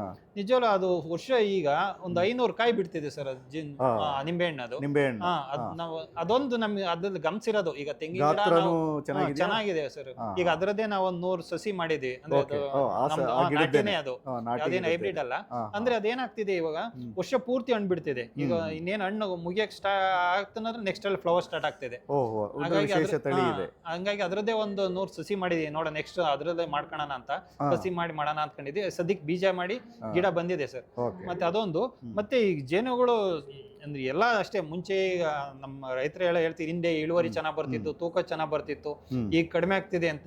ನಾವ್ ಹೇಳ್ತೀವಿ ಜೇನು ಸಂತತಿ ಕಡಿಮೆ ಆಗ್ತಿದೆ. ಅವರು ಇಲ್ಲ, ನಾವು ಮಣ್ಣು ಹೊಡಿಬೇಕು, ಗೊಬ್ಬರ ಹೊಡಿಬೇಕು, ಅದಕ್ಕೆ ಕಮ್ಮಿ ಆಯ್ತು ಅಂದ್ರೆ. ನಾವು ಮುಂಚೆ ನಾವು ನೋಡ್ತಿದ್ವಿ ಬೇಲಿಗಳಲ್ಲೆಲ್ಲ ಜೇನ್ ಇರ್ತಿತ್ತು, ಎಲ್ಲಾ ಕಡೆಯಲ್ಲಿ ಜೇನ್ ಸಿಕ್ತಿತ್ತು. ಈಗ ಆತರ ಇಲ್ಲ, ಯಾಕಂದ್ರೆ ನಾವು ಎಷ್ಟು ಕೆಮಿಕಲ್ ಎಲ್ಲಾ ತರದ ಹಣ್ಣು ತರಕಾರಿಗಳಿಗೆಲ್ಲ ಸ್ಪ್ರೇ ಮಾಡ್ತಾ ಇದೀವಿ. ಅದರಿಂದ ಜೇನು ಸಂತತಿ ಕಡಿಮೆ ಆಗ್ತಿದೆ, ಇದರಿಂದ ಇಳುವರಿ ಕಡಿಮೆ ಆಗ್ತಾರದು ನಾವು ಬಹಳಷ್ಟು ಜನಕ್ಕೆ ಅದ್ರ ಬಗ್ಗೆ ಮಾಹಿತಿ ಹೇಳ್ತಾ ಇದೀನಿ ಸರ್. ಅದು ಓಕೆ ಓಕೆ ಓಕೆ. ಅದೇ ಈಗ ನೀವು ಒಂದು ನಿಂಬೆದು ಸಸಿ ಬಗ್ಗೆ ಹೇಳಿದ್ರಲ್ಲ, ವರ್ಷವಿಡೀ ಅದು ಕಾಯಿ ಬಿಡುತ್ತೆ ಅಂತ ಹೇಳ್ಬಿಟ್ಟು, ಅದಕ್ಕೆ ಒಂದು ಡೆಲ್ಲಿನಲ್ಲಿ PPFRA ಅಂತ ಹೇಳ್ಬಿಟ್ಟು ರೈತ ತಳಿಗಳ ಸಂರಕ್ಷಣಾ ಒಂದು ಪ್ರಾಧಿಕಾರ ಇದೆ. ಅದಕ್ಕೆ ನೀವು ಅರ್ಜಿಯನ್ನು ಸಲ್ಲಿಸಿ ಆ ಒಂದು ಏನು ವಿಶೇಷವಾದಂಥ ನಿಂಬೆ ಸಸಿ ಇದೆ ಅದನ್ನು ನೀವು ಮುಂದೆ ಅದನ್ನು ಇನ್ನೂ ಹೆಚ್ಚಿನ ಮಟ್ಟದಲ್ಲಿ ಗ್ರಾಫ್ಟಿಂಗ್ ಮಾಡಿ ಅದನ್ನು ಹೆಚ್ಚು ಪ್ರಸಾರ ಮಾಡೋದಕ್ಕೆ ಅವರು ನಿಮಗೆ ಒಂದು ರೆಕಗ್ನಿಷನ್ ಕೊಡ್ತಾರೆ. ಅದಕ್ಕೆ ನೀವು ಅದನ್ನು ನೆಕ್ಸ್ಟ್ ಮಾಡ್ಬೋದು ಸರ್. ಅದನ್ನು ಮಾಡಿ. ಮತ್ತೆ ಇನ್ನು ನಮ್ಮ ತೆಂಗಿನಲ್ಲಿ ವರ್ಷ ಪೂರ್ತಿ ಅದು ಒಂಬಳೆ ಹೂ ಬರ್ತಾ ಇರುತ್ತೆ. ಈಗ ಅಡಿಕೆ ಎಲ್ಲ ಸೀಸನ್ ವೈಸ್ ಬರುತ್ತೆ, ತೆಂಗಲ್ಲಿ ವರ್ಷ ಪೂರ್ತಿ ಒಂಬಳೆ ಇರೋದ್ರಿಂದ ಜೇನಿಗೂ ಒಳ್ಳೆ ಚೆನ್ನಾಗಿ ಅದು ಮಕರಂದ ಮತ್ತೆ ಪರಾಗ ಎರಡೂ ಸಿಗ್ತಾ ಇದೆ ಸರ್ ಅದರಲ್ಲಿ. ಅದರಿಂದ ಚೆನ್ನಾಗಿ ಹುಳಗಳು ಸಂತತಿ ಚೆನ್ನಾಗಿ ಆಗ್ತಿದೆ. ಸೊ ಒಟ್ಟಾರೆಯಾಗಿ ನಿಮ್ಮ ಒಂದು ಈ ಒಂದು ಎಲ್ಲ ಈ ಕೃಷಿ ಮೇಳಗಳು ಮತ್ತು ಕೃಷಿ ವಿಜ್ಞಾನ ಕೇಂದ್ರ ಮತ್ತು ವಿವಿಧ ಇಲಾಖೆಗಳ ಸಂಪರ್ಕದಿಂದ ಕಳೆದ ಒಂದು 7-8 ವರ್ಷಗಳ ಒಂದು ಸತತವಾದ ನಿಮ್ಮ ಪರಿಶ್ರಮದಿಂದ ಇವತ್ತಿನ ದಿವಸ ನಿಮ್ಮ ನೆಲ, ಜಲ ಮತ್ತು ಬೆಳೆ ಈ ಮೂರರಲ್ಲಿಯೂ ಸಹ ಸಾಕಷ್ಟು ಬದಲಾವಣೆ ಆಗಿದೆ. ಅದೇ ರೀತಿ ನಿಮ್ಮ ಒಂದು ಸಾಮಾಜಿಕ ಬದಲಾವಣೆ ಆಗಿದೆ, ನಿಮ್ಗೊಂದು ಸೋಷಿಯಲ್ ಮತ್ತೆ ಆರ್ಥಿಕವಾಗಿಯೂ ಸಹ ಸಾಕಷ್ಟು ಬದಲಾವಣೆ ಆಗಿದೆ. ನಿಮ್ಮ ಈಗಿನ ಒಂದು ಒಟ್ಟಾರೆ ಈ ಒಂದು ಬೆಳೆಗಳಲ್ಲಿ ಮತ್ತೆ ನಿಮ್ಮ ಮೌಲ್ಯವರ್ಧನೆಗಳಲ್ಲಿ ಇದ್ದ ಎಷ್ಟು ಆದಾಯ ಒಂದು ಅಮೌಂಟ್ ಹೇಳಕ್ಕಾಗುತ್ತಾ? ಹೇಳ್ಬೋದು. ಅಂದ್ರೆ ಈಗ ಕೊಬ್ಬರಿ ಇದು ಅಂತಂದ್ರೆ ಈ ವರ್ಷ ಡಿಫ್ರೆನ್ಸ್ ಆಯ್ತು. ಈಗ ಕಳೆದ ವರ್ಷ ಎಲ್ಲ 9,000 10,000 ಕೊಬ್ಬರಿ ಇತ್ತು, ಈ ವರ್ಷ 28,000 ಕ್ವಿಂಟಲ್ ಕೊಬ್ಬರಿ ಇದೆ. ಹಂಗೋದ್ರೆ 3 ಪಟ್ಟು ಹೆಚ್ಚಿಗೆ ಆಗೋಗಿದೆ ಸರ್. ಹಂಗಾಗಿ ಆದಾಯ ಬಹಳಷ್ಟೇ ಜಾಸ್ತಿ ಬರ್ತಾ ಇರ್ಬೋದು ಈಗ ನಿಮ್ಗೆ ಸರ್. ಟೋಟಲ್ ಈ ವರ್ಷ ಒಂದು 25 ಲಕ್ಷದವರೆಗೂ ಬಂದಿದೆ ಸರ್. ಅಂದ್ರೆ ಬೆಳೆಗಳಿಂದ ಮೌಲ್ಯವರ್ಧನೆ ಅದು ಎಕ್ಸ್ಟ್ರಾ ಇದೆ, ಬರೀ ಬೆಳೆಗಳಿಂದಲೇ ಅಷ್ಟು ಬಂದಿದೆ. 25 ಲಕ್ಷ ಬಂದಿದೆ. ಮೌಲ್ಯವರ್ಧನೆ ಇದ್ದ ಅದ್ರಲ್ಲಿ ಒಂದು 10 ಲಕ್ಷ ಆಗಿರ್ಬೋದು ಸರ್. ಒಟ್ಟು ಅಂದ್ರೆ ನಾವೀಗ ಪ್ರತಿ ತಿಂಗಳು ಇಲ್ಲಿ ಬರೋದು ನಮ್ಗೆ ಹೆಚ್ಚಿಗೆ ಒಂದು 30,000-40,000 ರೂಪಾಯಿ ಕೃಷಿ ಸಂತೆಗೆ, ರೈತ ಸಂತೆಯಲ್ಲಿ ಒಂದು 30,000-40,000 ನೀವು ಪ್ರತಿ ಬಾಳೆಹಣ್ಣು, ಪಪ್ಪಾಯಿ ತಿಂಗಳಲ್ಲಿ ಒಂದು ವಾರದಲ್ಲಿ ಬರ್ತಿರಲ್ಲ, ಅಷ್ಟು ವ್ಯಾಪಾರ ಅದೊಂದೇ ಇದ್ರಲ್ಲಿ ಅಷ್ಟಾಗುತ್ತೆ. ಚೆನ್ನಾಗಿದೆ ನಮ್ದು. ಅದ್ರಲ್ಲಿ ಒಂದು 50% ನಾವು ಲೆಸ್ ಮಾಡಿರೋನು, ಎಲ್ಲಾ ಖರ್ಚು ಎಲ್ಲ ಕಳೆದ್ರು 50%. ಯಾಕಂದ್ರೆ ನಾವು ನಾವೆಲ್ಲ ಬೆಳೆದಿರೋದ್ರಿಂದ ನಮ್ಗೇನ ಅಂತ ಕೊಂಡ್ಕೊಂಬಂದ್ರೆ ಹೆಚ್ಚಿಗೆ ಇದಾಗೋದು, ಬೆಳೆದಿರೋದ್ರಿಂದ ಏನಂತ ಲಾಸ್. ಸೊ ನೀವು ಹೇಳಿರೋ ಪ್ರಕಾರ ಪ್ರತಿ ವರ್ಷ ನಿಮ್ಗೆ ನಿಮ್ಮ ವ್ಯವಸಾಯದಿಂದಲೇ 35 ಲಕ್ಷವರೆಗೂ ನಿಮ್ಗೆ ಆದಾಯ ಬರ್ತಾ ಇದೆ ಅಂತ ಹೇಳಿದ್ರಿ. ಸೊ ಈಗ ಅದನ್ನು ನಾವು ಕಂಪೇರ್ ಮಾಡಿದರೆ, ಈಗ ನೋಡಿ ಎಷ್ಟೋ ಜನ ಸಾಫ್ಟ್ವೇರ್ ಇಂಜಿನಿಯರ್ಸ್ ಇರ್ಬೋದು, ಬೇರೆ ಬೇರೆ ಕೆಲಸ ಮಾಡ್ತಾ ಸಿಟಿನಲ್ಲಿ ಕೆಲಸ ಮಾಡ್ತಿರೋರು ನೋಡಿದರೆ, ಕಂಪೇರ್ ಮಾಡಿದರೆ ನೀವು ಅವ್ರಿಗೆ ಸರಿಸಮಾನವಾಗಿ ಆದಾಯವನ್ನು ತೆಗಿತಾ ಇದ್ದೀರಿ. ಅವರು ಜಾಸ್ತಿ ಇದಕ್ಕೆ ಇಂಟ್ರೆಸ್ಟ್ ತೋರಿಸ್ತಾರೆ ಸರ್. ಈಗ ಅದು ತೆಗಿತಾ ಇದ್ದೀರಿ, ಅವರು ಸರಿಸಮಾನವಾಗಿ ನೀವು ಆದಾಯವನ್ನು ಗಳಿಸ್ತಾ ಇದ್ದೀರಿ. ಅದೇ ರೀತಿ ಒಳ್ಳೆಯ ಜೀವನವನ್ನು ಸಹ ನೀವು ಹಳ್ಳಿನಲ್ಲೇ ಮಾಡ್ತಾ ಇದ್ದೀರಿ.